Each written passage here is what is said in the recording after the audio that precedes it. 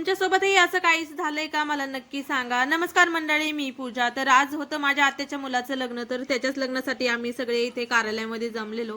आम्ही जाऊपर्यंत साखरपुडा उरकलेला होता आणि नवरा नवरी हळदीसाठी रेडी झालेले होते. इथे नवरा नवरीला हळद लावण्यासाठी एवढी भरपूर सारी गर्दी होती. म्हटलं आपलं थोडंसं साईडलाच बसलेलं बरं. गर्दी कमी झाली की पटकन आपण लावून घेऊ म्हणून आम्ही साईडला झालो.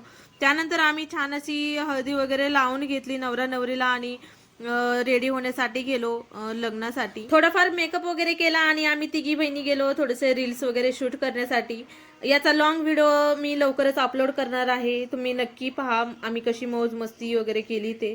असे थोडेसे आम्ही तिघी बहिणींनी रील्स वगैरे बनवले. लग्न संध्याकाळी 6चं असल्यामुळं सगळे काही निवांतच होते. संध्याकाळचे 6 वाजले आणि लग्नाचा टाइम झाला. नवरा नवरी त्यांची एंट्री सुरू झाली. इकडे खूप छान असं गार्डन होतं तिथे आणि डेकोरेशनही खूपच छान होतं. इथं नवरा नवरीची एंट्री सुरू झाली.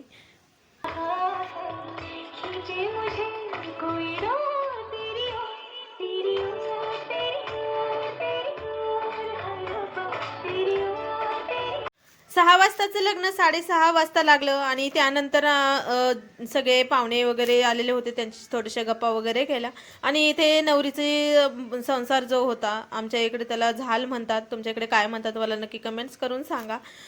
तिचे फक्त थोडेसेच भांडे होते कारण मोठ्या वस्तू ज्या होत्या त्या तिला नंतर देणार होते. आणि इथं मायरा लगेच लग्न लागल्यानंतर तिचा हट्ट सुरू झाला, मम्मा मला त्याच्यावरती बसायचं. आणि त्याच्यावरती बसून तिने छान असा डान्स केला.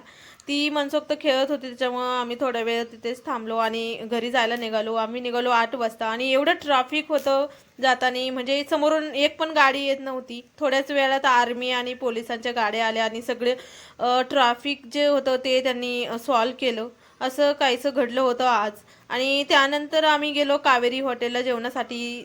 10 वाजले होते जवळजवळ आम्हाला आणि भूकही खूप लागलेली. गेलो, नॉनव्हेज ऑर्डर केलं होतं पण एवढं बकवास जेवण होतं की अजिबात त्याला टेस्ट वगैरे काहीच नव्हती. सर्वांनी जेवण वगैरे केलं, त्याच्यामध्ये फक्त एकच बहीण जी होती ती नॉनव्हेज खात नव्हती, त्याच्यामुळे तिच्यासाठी म्हैसूरची भाजी ऑर्डर केलेली. छान असं सगळ्यांनी जेवण वगैरे केलं आणि सगळ्यात शेवटी आम्ही आईस्क्रीम खाल्ली आणि जवळजवळ 11 वाजले होते आम्हाला घरी पोहोचण्यासाठी. तुमच्यासोबतही असंच काही घडलं का मला नक्की कमेंट्स करून सांगा. चला, असा काहीसा होता आमचा आजचा दिवस.